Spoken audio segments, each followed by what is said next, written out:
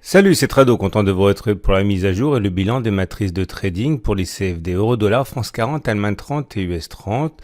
On rappelle que tout ceci est donné à titre informatif et pédagogique. Il ne s'agit pas d'un conseil en investissement.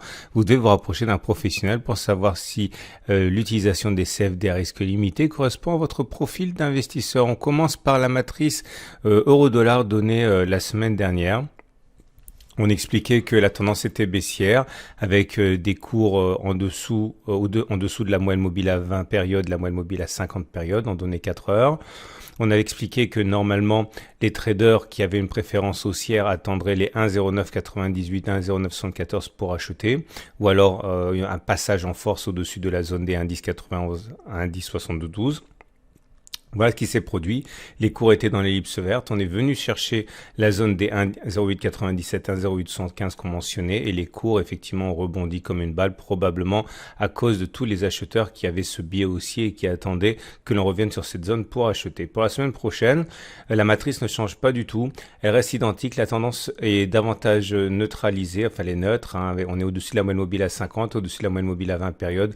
On a tendance à assister à un retournement de tendance là.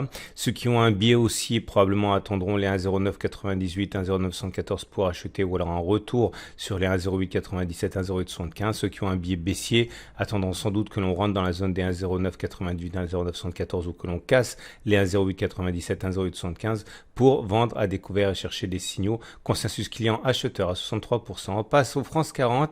Voilà la matrice qu'on donnait la semaine dernière. J'expliquais que ceux qui avaient un biais haussier attendraient les 59,06, 58,90, une clôture au-dessus de cette zone pour acheter ou un retour sur les 58,65, 58,60. Ceux qui ont un biais baissier, par contre, attendraient, on était dans une zone où les baissiers sans doute déclencheraient des signaux vendeurs s'ils en avaient. Voilà ce qui s'est produit. On était dans l'ellipse verte. Ça s'est passé de manière très classique. Tout d'abord, une attaque baissière qui nous a amené à tester les 58,65, 58,60, zone à partir de laquelle ceux qui avaient un biais aussi ont acheté. Puis en cassure de la zone des 59,06, 58,90, les cours ont explosé. Petit throwback avant de repartir à l'assaut des plus hauts pour la semaine prochaine. Voilà la matrice de trading. Je considère que si vous avez un biais haussier, sans doute vous serez-vous intéressé par saisir les signaux haussiers que vous aurez au-dessus de 5947, 5930 ou alors un retour sur les 5874, 5860. Par contre, ceux qui ont un biais baissier attendront sans doute qu'un signal baissier se déclenche sur les 5947, 5930 ou alors en cassure des 58,74, 58,60, consensus client, vendeur à 70%. On passe à l'Allemagne 30 avec la matrice que l'on donnait la semaine dernière. J'expliquais que ceux qui avaient un biais baissier attendraient les 13 206, 13 157 pour acheter sans doute. Voilà ce qui s'est produit. On était dans l'ellipse verte. Vous voyez, on est venu 3 fois tester cette zone mentionnée.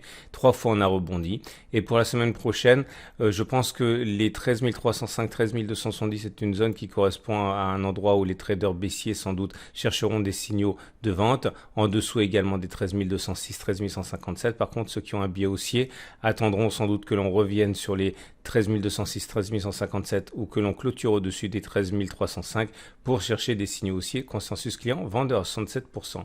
On termine avec l'US 30. Voilà la matrice que je présentais la dernière fois. La semaine dernière, je disais qu'au-dessus de 27 712, 27 747, les traders qui ont un biais haussier achèteraient ou chercheraient des signaux haussiers. Par contre, dans cette zone, ceux qui ont un biais baissier chercheraient des signaux de vente. Voilà ce qui s'est produit. On était dans l'ellipse verte. Dans un premier temps, les baissiers ont donné de la voie dans cette zone, comme on avait effectivement envisagé que cela pourrait se produire.